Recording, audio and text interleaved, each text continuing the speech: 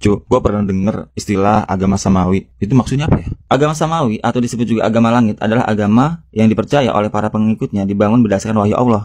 Beberapa pendapat menyimpulkan bahwa suatu agama disebut agama samawi jika mempunyai definisi Tuhan yang jelas, mempunyai penyampaian risalah nabi atau rasul, mempunyai kumpulan wahyu dari Tuhan yang diwujudkan dalam kitab suci. Nah, pengelompokan agama samawi ini terdiri dari agama Yahudi, Kristen, dan Islam. Sebenarnya ada lagi sih istilah agama ardi. Apa itu agama ardi? Penggolongan agama ardi adalah yang berkembang berdasarkan budaya daerah, pemikiran seseorang yang diterima secara global dan bukan berdasarkan wahyu. Agama ini tidak punya rasul layaknya agama samawi. Di Indonesia, sedikitnya ada dua agama ardi yang dikenal masyarakat. Pertama, Hindu dengan kitab sucinya Weda, dan kedua, Buddha dengan kitab sucinya Tripitaka. Oh gitu, berarti agama samawi itu Yahudi, Kristen, dan Islam. Apakah nama-nama agama itu dari Allah langsung yang menamainya? Sebenarnya, asal-muasal nama agama Yahudi, Kristen, atau Islam itu dari mana? Pernahkah Allah menamai agama yang diajarkan oleh Nabi Musa dengan sebutan Yahudi, atau agama Nabi Isa dengan sebutan Kristen, atau ajaran Nabi Muhammad dengan sebutan Islam? Apakah Allah sendiri yang memberi nama itu?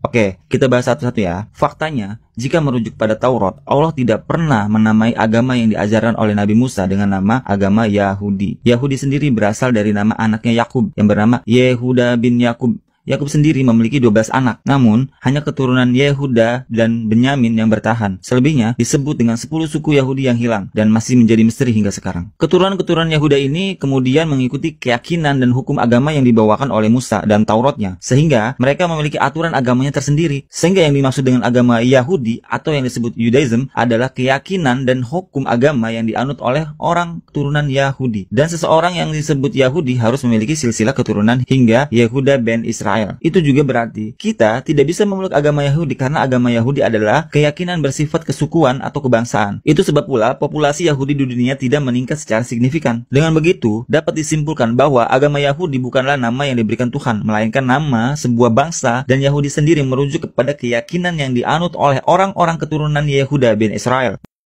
Di daerah Arab, Kristen disebut Masihiyah atau Misihaya dalam bahasa Syriak, atau Kristen dalam bahasa Belanda, yang berarti pengikut Al-Masih atau Kristus, yakni Nabi Isa atau Yesus. Artinya, penyebutan Kristen merujuk pada sebuah golongan sebuah pengikut, dalam hal ini Nabi Isa atau Yesus. Itu sama saja seperti penyebutan Muhammadiyah yang artinya pengikut Nabi Muhammad. Begitu pula Masihiyah artinya pengikut Nabi Isa Al-Masih yang dalam bahasa Belanda disebut Kristen. Sebutan lain juga muncul dengan istilah Nasrani yang merujuk pada Nezaren, tempat Nabi Isa berdakwah. Orang-orang Nasrani berarti orang pengikut Nabi Isa dari Nezaren. Walaupun istilah ini menjadi kontroversi dari kalangan Kristen sendiri.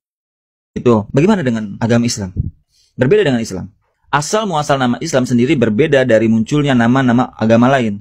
Jika Yahudi karena faktor suku dan Kristen muncul karena faktor golongan atau pengikut, maka nama Islam diberikan oleh Allah sendiri. Allah berfirman dalam Quran Surat Al-Imran ayat 19, Islam. Sesungguhnya, agama yang diridhoi di sisi Allah hanyalah Islam. Nah, kalau Yahudi disebut Judaism, Kristen disebut Christianity, Hindu disebut Hinduism, Buddha disebut Buddhism, maka Islam tetaplah Islam. Tidak bisa disebut Islamism, dan lain sebagainya. Karena nama Islam merupakan nama sebuah agama yang diberikan Tuhan secara langsung dan ditulis di dalam Al-Quran. Kesimpulannya, Nabi Adam, Nuh, Musa, Isa, Muhammad SAW mempunyai akidah yang sama, menyembah Tuhan yang Esa. Sebelum kerasulan Nabi Muhammad SAW, konsep agama itu belum memiliki nama, masih sebatas berupa akidah atau keyakinan dan syariat atau pengajarannya. Itu dikarenakan pada masa itu umat manusia masih terbagi-bagi berdasarkan kaumnya dan nabinya masing-masing. Namun, di era Nabi Muhammad SAW, dakwahnya menjadi universal bagi seluruh bangsa dan kaum. Yang tadinya terkhusus pada kaum-kaumnya, kini melebur menjadi satu. Berhubung Nabi Muhammad adalah nabi terakhir, oleh karenanya syariat yang dibawakan oleh Nabi Muhammad dan keyakinan dinamakan Islam. Sebelum itu Allah tidak menamakannya karena umat manusia masih terpecah syariat atau aturan agama yang masih berbeda-beda antara satu suku dengan kaum yang lain, antara satu kaum dengan kaum yang lain, antara kaum Nabi Syuaib dan kaum Nabi Musa, dan lain sebagainya. Jadi intinya, nama Islam sendiri diberikan langsung oleh Allah. Seperti yang gue bilang tadi, Allah berfirman dalam Al-Quran Surat Al-Imran ayat 19, sesungguhnya agama yang diridhai di sisi Allah hanyalah Islam.